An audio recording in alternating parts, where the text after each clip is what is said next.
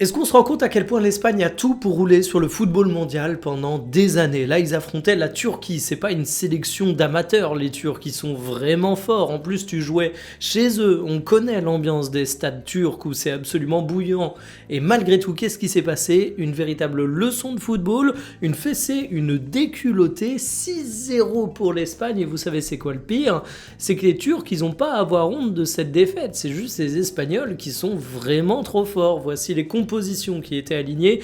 5 de tes 6 buts viennent de ton milieu de terrain, tout un symbole. Merino, 4 tirs, 3 buts. Pedri, 3 tirs, 2 buts.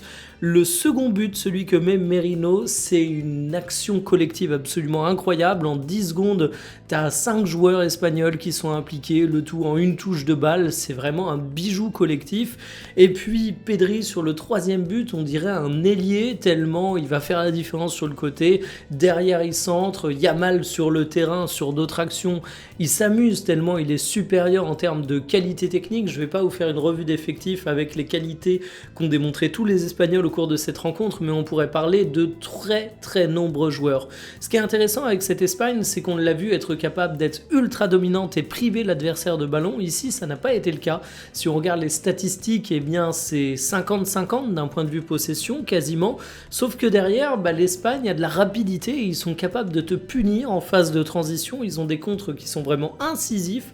Finalement, la seule ombre au tableau, c'est la blessure de Nico Williams, mais en dehors de ça, cette Espagne est juste monstrueuse.